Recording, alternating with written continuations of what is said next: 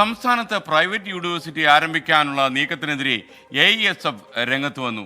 ഇടതുപക്ഷ സർക്കാരിൻ്റെ പ്രഖ്യാപിത നയത്തിന് എതിരാണ് ഈ നീക്കമെന്നാണ് അവർ പറയുന്നത്. മാത്രമല്ല, ഈ തീരുമാനത്തിൽ നിന്ന് സർക്കാർ പിന്തിരിയണം എന്നുകൂടി AISF ആവശ്യപ്പെടുന്നു. അഖിൽ ഷാ അൻസാർ തിരുവനന്തപുരത്ത് നിന്ന് തത്സമയം ചേരുന്നു.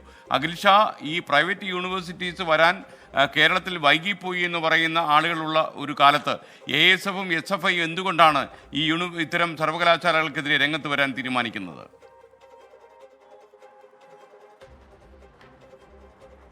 ഈ കേരളത്തിൽ ഉന്നത വിദ്യാഭ്യാസ രംഗത്ത് വിദേശ നിക്ഷേപവും അതുപോലെ തന്നെ ഈ വിദേശ സർവകലാശാലകളെ കേരളത്തിലേക്ക് കൊണ്ടുവരും എന്നുള്ളൊരു പ്രഖ്യാപനം കഴിഞ്ഞ ബജറ്റിലുണ്ടായിരുന്നു. അതിനെതിരെയാണ് ഇപ്പോൾ AISFും രംഗത്തെത്തിയിരിക്കുന്നത്. നേരത്തെ SFI ഇതുമായി ബന്ധപ്പെട്ടൊരു ആശങ്ക അവർ മുന്നോട്ട് വെച്ചിരുന്നു. ഒപ്പം ഇതൊന്നുകൂടി പരിഗണിക്കണമെന്ന് SFIയും ആവശ്യപ്പെട്ടിരുന്നു. ഇപ്പോൾ AISF കുറച്ചുകൂടി കടുത്തൊരു നിലപാടിലാണ് AISFിൻ്റെ പ്രസ്താവന ഇപ്പോൾ ഇറങ്ങിയിരിക്കുന്നത്. ഏറ്റവും പ്രധാനമായും അവർ പറയുന്നത് ഇത് സംസ്ഥാന സർക്കാരിൻ്റെ പ്രഖ്യാപിത നയങ്ങൾക്കെതിരാണ് ഇത്തരത്തിലൊരു സ്വകാര്യ സർവകലാശാലകളെ കേരളത്തിൽ കൊണ്ടുവരുന്നത്. അതുകൊണ്ട് തന്നെ പൂർണ്ണമായും ഈ ഒരു തീരുമാനത്തിൽ നിന്ന് സർക്കാർ പിന്നോട്ട് പോകണമെന്നൊരു ആവശ്യമാണ് പ്രധാനമായും AISFിൻ്റെ സംസ്ഥാന സെക്രട്ടേറിയറ്റ് ഏറ്റവും പ്രധാനമായും ഇക്കാര്യത്തിൽ പറയുന്നത്.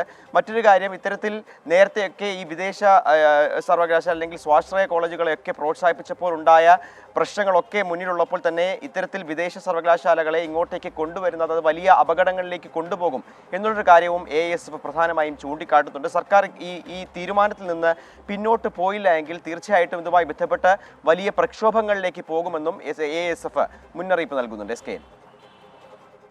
ഓക്കെ, അഖിൽ ഷാ അൻസാറാണ് തിരുവനന്തപുരത്ത് നിന്ന് നമുക്കൊപ്പം ചേർന്നത്.